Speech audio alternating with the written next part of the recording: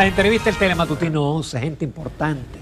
A tratar temas importantes nos acompaña el doctor Antonio Siriaco Cruz, economista y es decano de la Facultad de Ciencias Económicas y Sociales de la Universidad Autónoma de Santo Domingo. Buenos días, Antonio, un placer. Buenos días, Ramón, Jacqueline, Buenos siempre días, aquí. doctor.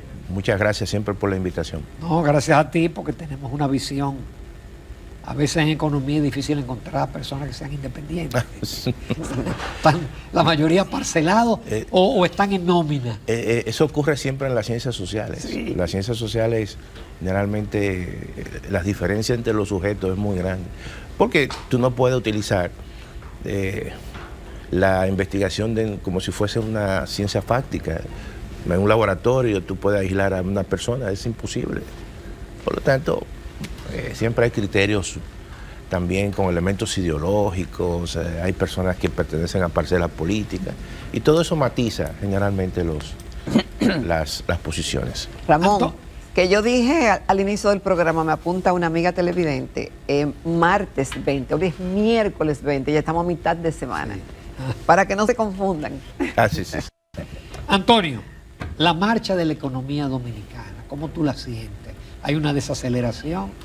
No. Todavía los datos de julio no los tenemos, pero no pintan que van a ser buenos. Mira, es evidente que la economía dominicana vive por un proceso de atonía, de una debilidad, de un crecimiento muy lento. No es la economía dominicana que tradicionalmente en los últimos años ha tenido ese crecimiento vigoroso y todo eso evidentemente hay que verlo dentro de un contexto a nivel internacional, pero también que tiene muchas implicaciones a nivel de la economía local. Por ejemplo, yo siempre he dicho, y en la práctica esta economía está comercialmente integrada a Estados Unidos. Y lo que ocurre allí, de una forma u otra, tiene impacto muy fuerte en la República Dominicana, para bien y para mal. Entonces, a partir de febrero de este año, con la política del presidente Trump, eso ha generado todo un proceso de incertidumbre. Hay una visión del presidente Trump donde tiende a cambiar un modelo, durante las últimas décadas, donde se impulsó el libre comercio. El presidente Trump entonces ahora está retrocediendo prácticamente al principio del siglo XX y siglo XIX, donde prácticamente las políticas proteccionistas son las que Estados Unidos está impulsando. No es lo mismo que la República Dominicana, sus exportaciones, cuando ingresaban al mercado norteamericano, pagaban un 3%, que ese fue el arancel que asumió Estados Unidos cuando se incorporó a la OMC. Sin embargo, ahora el arancel mínimo a todos los países que exportan a Estados Unidos es un 10%. De una forma u otra, tiene impacto en la economía dominicana. Y eso es un elemento, evidentemente, que se va a acentuar, en la medida que vaya pasando el tiempo. Pero también todo el tema de esas indecisiones, esa presión que tiene Donald Trump a la Reserva Federal de los Estados Unidos. Eso también tiene un impacto en la política monetaria aquí en la República Dominicana. Doctor. Pero también hay que decir lo siguiente, ha habido políticas internas, ha habido retrasos en reformas importantes aquí en la República Dominicana que han limitado la capacidad del gobierno para hacer políticas públicas de inversión. Por ejemplo, la inversión pública en la República Dominicana ha sido de la más baja en las últimas décadas. Tú analizas incluso hasta la programada, es alrededor de 2.5, 2.3 del Producto Interno Bruto.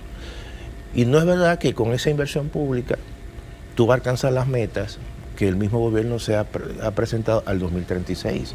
Es decir, si tú quieres duplicar el PIB per cápita de $11.200 a $22.400, tú tienes que tener mínimamente en estos próximos 12 años, un crecimiento de un 6%. Eso es imposible ya. O una inversión pública que ronde entre el 3.5 y el 4%, y eso obviamente no está ocurriendo. Eso es una gran debilidad. Y eso implica que esas metas ya establecidas, ese programa República Dominicana 2036, hay que reenfocarlo en función de niveles de crecimiento mucho más pausados en este caso. Este año, si la República Dominicana crece un 3.5, es una meta importante que logra, pero está obviamente por debajo del crecimiento potencial. Y ojo con eso, el crecimiento potencial en la República Dominicana ha venido bajando su techo. Y eso implica que hay una necesidad de hacer reformas importantes en la República Dominicana. Perdón, Antonio, tú eres partidario porque he escuchado a muchos economistas decir que la desaceleración no es coyuntural, sino estructural. Hay un elemento estructural que está afectando esa capacidad y ese techo, un 5%, podríamos crecer un 6%, pero el crecimiento potencial requiere también de reformas, de cambios importantes, incluso hasta los cambios demográficos que están ocurriendo en la República Dominicana pudiesen estar afectando esa capacidad y ese techo de crecimiento potencial que tiene la República Dominicana. Entonces ya eso nos abre la necesidad para hacer reformas. Por ejemplo, nosotros tenemos estancadas reformas tan importantes como la reforma laboral o reformas importantes como la ley de la seguridad social o reformas tan importantes como la reforma fiscal. Entonces, todo eso son elementos que van limitando la capacidad que tiene la economía dominicana para ser más flexible, para que el gobierno tenga más recursos, para que pueda invertir. Todo eso son elementos que obviamente la República Dominicana tiene que hacer. Nosotros hemos llegado a un punto, Ramón y Jacqueline, que está muy bien. Por ejemplo, cuando tú te comparas con otras economías, yo estaba hace una semana en Perú, uno ve una economía evidentemente con mucha inversión asiática, pero todavía con altos niveles de desigualdad e informalidad. Y uno ya puede aquilatar cómo anda la República Dominicana, y hablando con otros colegas de América Latina y el Caribe, uno intercambia, por ejemplo, impresiones y te das cuenta que la República Dominicana durante las últimas décadas ha dado un salto relativamente bueno, importante, y eso hay que reconocérselo, no solamente a este gobierno, sino a otros gobiernos. Tú no partes de cero. Por ejemplo, yo escuchaba al presidente de la República dando una serie de indicadores sociales muy importantes de resultados. Por ejemplo, la reducción de la tasa de mortalidad infantil, o la reducción de la tasa de mortalidad neonatal, o el incremento de las expectativas de vida de 72 años a 75 años. Eso es importante, pero eso es un proceso que se viene acumulando y que obviamente él ha hecho su esfuerzo, pero también otros han hecho sus esfuerzos. Y eso dice mucho, en cierta manera, de bien o mal, de la clase política en la República Dominicana, con todas sus imperfecciones. Pero ya estamos en un nivel que requerimos, Ramón y Jacqueline, de reformas fuertes, y eso implica un consenso importante entre el sector público y el sector privado, tener una política clara migratoria, tener una política clara, un modelo social. Doctor, aquí hace falta un modelo social. Bueno, son muchos elementos, doctor. Usted ha dicho muchas cosas. Sí. Una de ellas, de que el crecimiento o cómo va la economía en Estados Unidos repercute directamente en el crecimiento que hemos tenido. Entonces, podemos concluir en cierta forma de que este crecimiento que se ha sostenido en la República Dominicana por décadas ha dependido de cómo ha ido Estados Unidos, por una parte. Pero hemos tenido matices en periodos de más crecimiento y de menos crecimiento, lo que implica también que lo que ocurre adentro administrativamente importa. Muy importante. Pero en el contexto del crecimiento que todos queremos, en este 2025 pocos serán los países que crecerán. Y dentro de los que van a crecer, lo harán tímidamente. Y pareciera hasta ahora que la República Dominicana será uno de ellos. No, sin lugar a dudas. Entonces, algo bueno permanecemos haciendo aquí, que estaremos dentro de los privilegiados que creceremos, aunque sea poco. Aunque ese nivel de crecimiento, como usted dice, se ha visto rezagado en los últimos tiempos. No, es cierto lo que tú dices, ¿eh? Evidentemente que la República Dominicana está dentro de ese concierto de países que va a estar dentro de un crecimiento, dentro de ese contexto, ¿verdad? Relativamente, vamos a decir, alto dentro de ese contexto, 3.5. ¿Quién va a crecer? Bueno, Argentina, porque viene de un nivel muy bajo, y Guyanas, evidentemente por características muy particulares. Pero ojo con eso, o sea, no podemos quedar en ese contexto. No, claro que tenemos que vernos internamente, porque hay tareas que hay que hacerlas. Y esas tareas que yo me refiero. Pero esas tareas están pendientes desde hace años, doctor. No, estoy de acuerdo contigo. Es decir, pero ahora, ¿qué es lo que hay que hacer para, según su criterio? Porque sabemos que se argumenta mucho de que se está gastando mucho en gasto corriente y no así una inversión en capital, y que eso no contribuye. ¿Cómo será la dinámica con este déficit que tenemos? Yo no soy de los economistas que utiliza el gasto corriente como un mecanismo culpable, vamos a decir, del problema. El problema es mucho más estructural. Mira, tú agarras el gasto corriente de la República Dominicana, el gasto total, el tamaño de la economía, en función del quantum del gasto público. Incluso todo el sector público general, incluyendo seguridad social, incluyendo organismos descentralizados. Y no llega a un 20%. No llega a un 20% del PIB. Oye bien.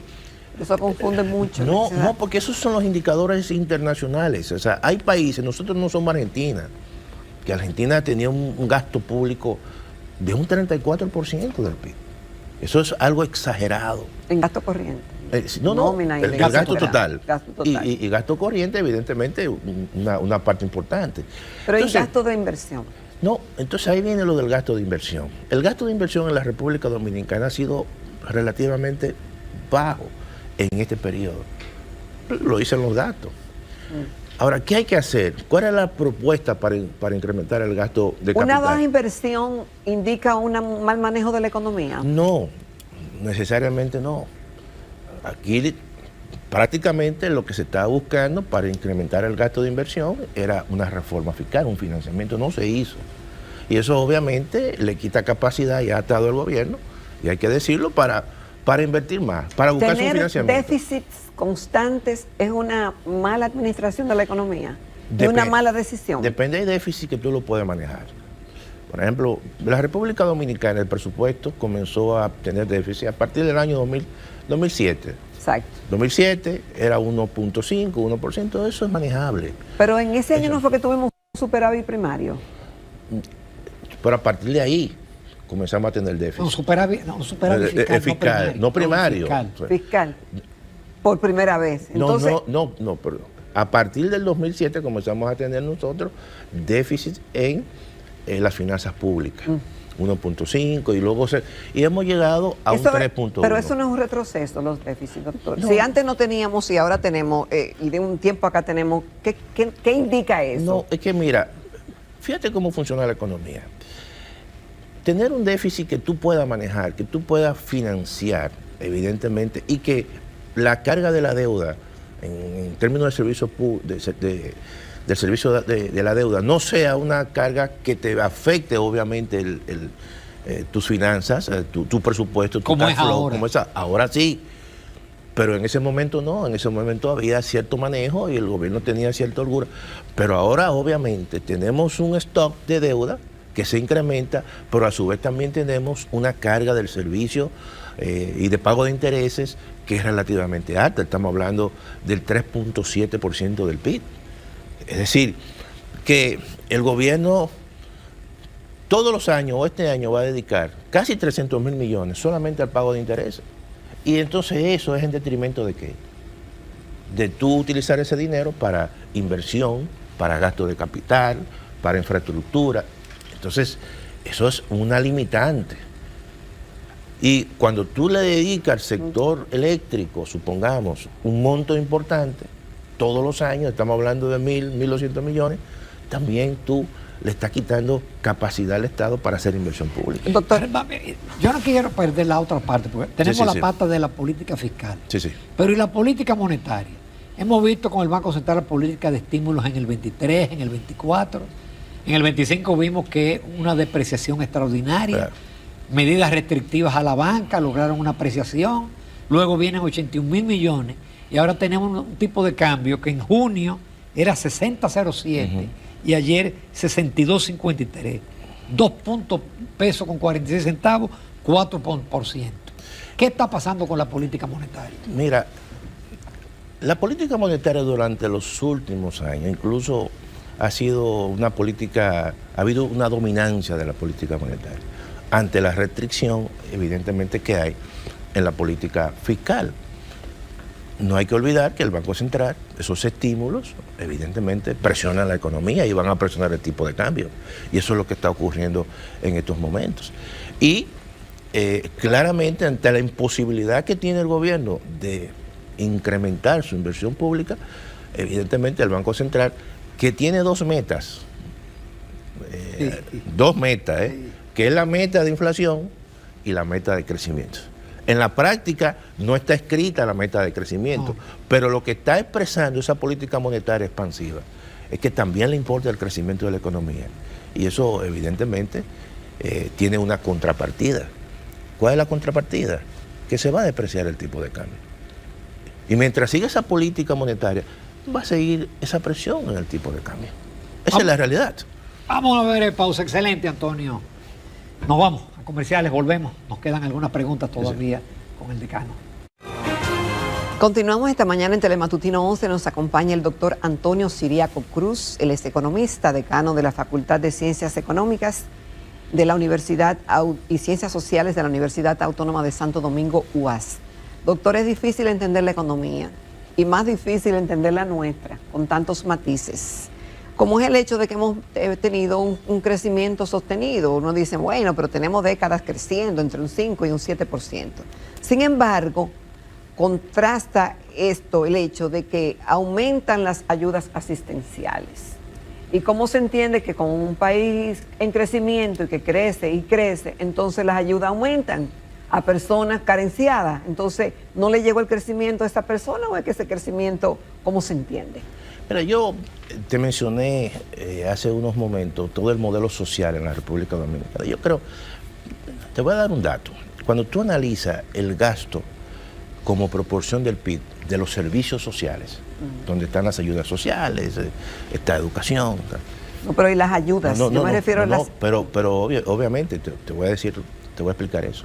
Cuando uno ve el gasto en servicios sociales durante las últimas décadas, eso no ha cambiado mucho con respecto al PIB, 8.5, 9%. Ahora, lo que tú te refieres es todo un tema de la calidad de ese gasto dentro de ese monto que se asigna. Y yo creo que eso es cuestionable. ¿Tú sabes por qué es cuestionable? Porque ya eso lo que está evidenciando el uso clientelar de esos recursos.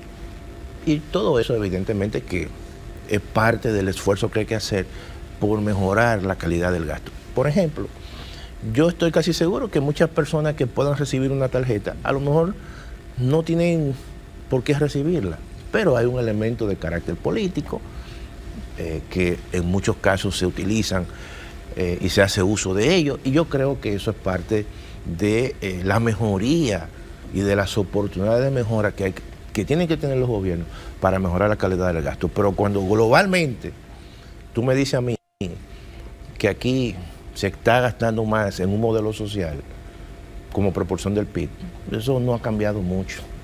Todo lo contrario, la República Dominicana necesita, dentro de un contexto de una economía en expansión, un modelo social que genere una mayor cohesión en la población dominicana. Por ejemplo, mira, algo positivo que ha habido en el gobierno es el hecho del incremento en el salario mínimo. Aquí siempre se decía que el salario mínimo era inflacionario. La inflación se ha mantenido relativamente. Pero también el salario mínimo contribuye a disminuir la brecha en los niveles más bajos. Por ejemplo, en México, se presentó hace unos días el informe sobre la pobreza monetaria y pobreza multidimensional. ¿Tú sabes cuánto fue el crecimiento de Andrés Manuel López Obrador durante su sexenio? Menos del 2%. ¿Tú sabes cuántas personas salieron de la pobreza? 15 millones de personas. Entonces, ¿por qué? Porque había un modelo social, al margen del crecimiento. Entonces, nosotros tenemos... Aquí no tenemos un modelo social. Mira, yo creo que no hace falta, evidentemente. Redefinirlo. Y eso que los niveles de pobreza en la República Dominicana tendencialmente han venido disminuyendo. El monetario. El monetario. Y también quizá un poquito menos la pobreza multidimensional. Pero requerimos un modelo social que mejore los salarios en la República Dominicana, promedio en la República Dominicana. Ustedes hablaban en su comentario de las carreras STEM, los STEMs, ¿no? Y yo le voy a decir una cosa como educador. En la Universidad Autónoma de Santo Domingo se ha hecho un esfuerzo importante para fomentar las matemáticas, las ingenierías, e incluso son gratis. Y hay pocos estudiantes. Pero ustedes saben qué es lo que más me preocupa, que muchos de los jóvenes y los chicos que estudian inglés por inmersión, que se forman, que hacen sus maestrías, se nos quedan fuera. Así. ¿Y por qué se nos quedan fuera? Porque cuando vienen a la República Dominicana, la estructura del aparato productivo no lo absorbe. No le da oportunidad. No le da oportunidad. Y muchas veces tenemos que romper eso. Pero también porque los salarios son bajos. Porque tenemos un modelo social, evidentemente, que lo expulsa. Y eso hay que cambiarlo. Por eso es que yo he hablado de las reformas que tenemos que hacer a estos niveles. Llegamos a un punto donde el PIB per cápita, relativamente en términos de poder de paridad adquisitiva, es alto. Bien, pero tú tienes que cohesionar a esa gente. Cohesionar a esa gente. ¿Cuántos dominicanos viven en Estados Unidos? ¿Cuántos? Oye, las remesas se han convertido en el gran colchón de la economía. Fíjate que a pesar de que la economía ha venido disminuyendo su crecimiento, sin embargo las remesas han venido incrementándose porque una parte importante de los dominicanos trabajan en el servicio, en el sector de servicios, y eso es un sector que ha sido menos impactado en este proceso. Entonces, tenemos que insistir en eso. Claro, como tú has dicho muy bien, las ayudas sociales hay que saberlas redistribuir, hay que dársela a quien la necesita. Quien necesita una beca para estudiar no es a todo el mundo, sino a una persona que cumpla con un perfil. Claro. Quien necesita una tarjeta de Supérate no es a todo el mundo, es a una persona que reúne ese perfil. O sea, y yo creo que en esa medida nosotros estamos mejorando esos recursos que van precisamente que son escasos, que van a esos sectores, pero también estamos mejorando la calidad del gasto. Excelente, Antonio Ciriaco Cruz. Te esperamos pronto. No, gracias a ustedes siempre. Gracias, doctor. Como va la economía, este va a ser un tema Así es. importante de este año Bueno. y en los años por venir. Así es. Nos vamos a comercial en el próximo segmento. Vamos a conversar con la distinguida comunicadora, conocidísima amiga, Sarayda de Marchena, que nos va a hablar sobre un simposio de comunicación.